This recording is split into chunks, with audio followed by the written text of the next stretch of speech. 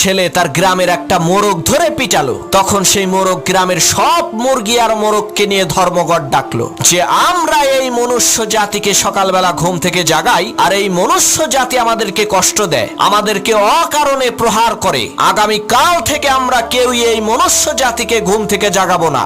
দেখি ওরা কি করে কাজকর্ম করে খায়। যে কথা সেই কাজ। তারপরের দিন সকালে সেই গ্রামের একটা মোরগও ডাকাডাকি করলো না, চুপ করে রইল। কিন্তু তারা ক্ষোভ থেকে বের হয়ে দেখলো এ কি অবাক কাণ্ড, গ্রামের সব মানুষ ঘুম থেকে উঠে তারা তাদের কাজকর্ম করছে। তখন গ্রামের সকল মুরগি আর মোরগ বুঝতে পারলো আমরা যদি না থাকি, বাকবাকুম করে না ডাকি, তাহলে মানুষের জীবন ধারায় কোনো পরিবর্তন হবে না। ঠিক একই ভাবে বন্ধু, তুমিও যদি না থাকো এই পৃথিবীর কিছুই আসবে যাবে না। তুমি তো ভালো, পৃথিবীর বিশাল বড় রাজা বাদশা নবী রাসূল তারাও চলে গেছে, তাই বলে কি পৃথিবী থেমে আছে? পৃথিবী তার আপন গতিতে চলছে আর কিয়ামত পর্যন্ত